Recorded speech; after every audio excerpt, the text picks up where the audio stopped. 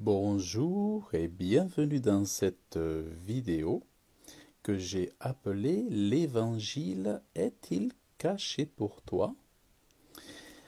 Parce qu'il est dit dans la parole de Dieu, dans le livre saint inspiré par Dieu lui-même, par son Saint-Esprit, il est dit «Si notre Évangile est encore voilé, il est voilé pour ceux qui périssent.» Voyez? Autrement dit, il est visible par ceux qui sont sauvés, mais pour ceux qui sont perdus, qui sont éloignés de Dieu, pour ceux qui n'ont pas encore retrouvé le pardon de leurs péchés et le don de la vie éternelle, ceux-là, ils sont perdus, ils sont en train de périr et de se conduire de se diriger vers le lieu de la perdition. Et on nous explique aussi pourquoi il en est ainsi.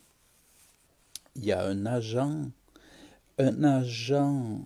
qui travaille à l'incrédulité des gens, et cet agent actif s'appelle le Dieu de ce siècle, qui est appelé le diable ou Satan.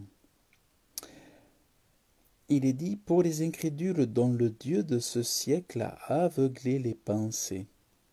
Il y a un Dieu de ce siècle dont la mission ou l'objectif est d'aveugler les pensées, les réflexions, les entendements, l'intelligence, le bon sens des hommes, des femmes, des jeunes gens et des personnes âgées, afin qu'ils ne voient pas l'évangile de Dieu et qu'ils n'en prennent pas cœur, qu'ils ne l'aient pas à cœur, et afin qu'ils ne trouvent pas la foi.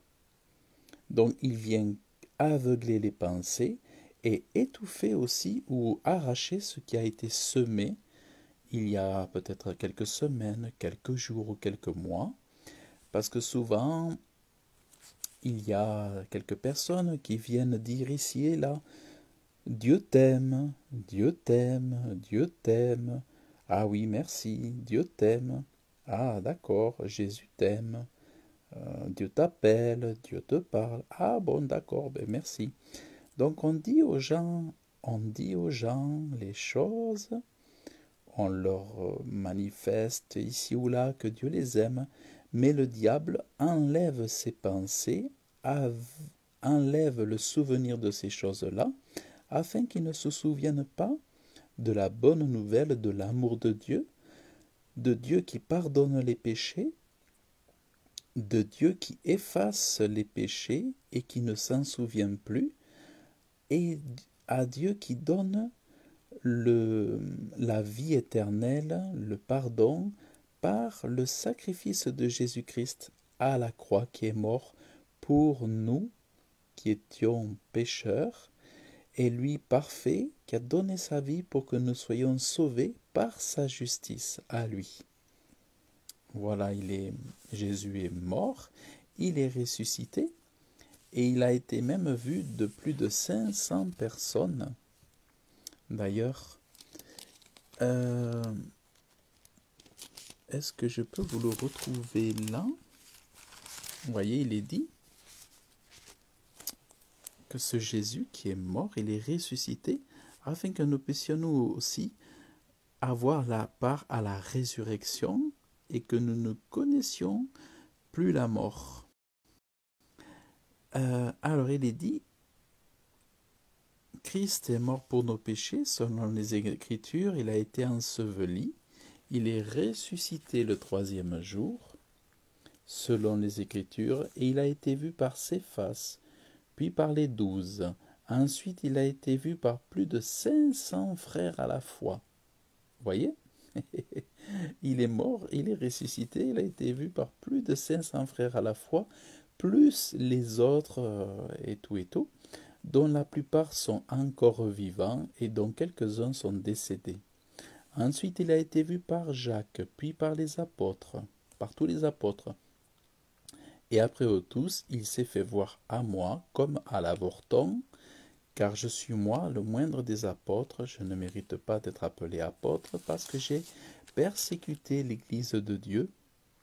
Par la grâce de Dieu, je suis ce que je suis, Et sa grâce envers moi n'a pas été vaine, loin de là, j'ai travaillé plus que tous, non pas moi toutefois, mais la grâce de Dieu qui est avec moi. Euh, Or, si l'on prêche que Christ est ressuscité d'entre les morts, comment quelques-uns parmi vous disent qu'il n'y a pas de résurrection des morts.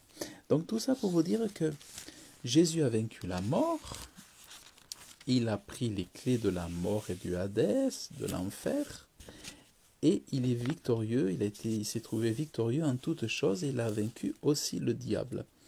Toutefois, ce qui demeure aujourd'hui, c'est que le Dieu de ce siècle aveugle les pensées des gens pour qu'ils ne reçoivent pas dans leur cœur favorablement l'évangile de Jésus-Christ, la bonne nouvelle du royaume de Dieu, qui est que Jésus-Christ est le sauveur du monde. Il sauve les hommes de leurs péchés. Donc, il est dit que, en fait, nous ne nous prêchons pas nous-mêmes, nous ne prêchons pas les hommes, nous ne prêchons pas une église, nous ne prêchons pas une dénomination, mais nous prêchons ni le pape, ni le curé, ni les évêques, ni le protestantisme, ni le catholicisme, ni le bouddhisme, ni l'islam, mais nous prêchons Jésus-Christ, le Seigneur que nous prêchons, et et voilà. Il est dit aussi, car Dieu qui a dit « La lumière brillera du sein des ténèbres » a brillé dans nos cœurs pour faire resplendir la connaissance de la gloire de Dieu sur la face de Christ. Nous portons ce trésor dans des vases de terre afin que cette puissance supérieure soit attribuée à Dieu et non pas à nous. Voilà. Donc, voyez, donc la question, est-ce que cet évangile est encore caché à vous, à toi? Est-ce qu'il est voilé? Si c'est le cas, eh bien je t'invite à prier Dieu de te dévoiler son évangile et de venir par la foi à lui, à Dieu, et de l'inviter dans ton cœur, dans ta vie. Tu lui dis, Jésus, viens dans mon cœur, je te prie, je te reçois comme mon Sauveur et mon Seigneur. Je vois bien que le Dieu de ce siècle, le diable, m'aveugle. Il étouffe mon intelligence, il utilise mes pensées pour les détourner de toi, pour m'aveugler spirituellement, mais je te prie, sauve-moi, délivre-moi. Au nom de Jésus-Christ, je crois qu'il est le Sauveur du monde. Viens à mon secours et donne-moi ton Saint-Esprit. Et je suis pécheur et je te demande pardon pour mes péchés. Sauve-moi, délivre-moi. Accorde-moi de venir à ta lumière. Donne-moi d'avoir des pensées éclairées et délivre-moi de toute incrédulité, Père, au nom de Jésus-Christ. Amen.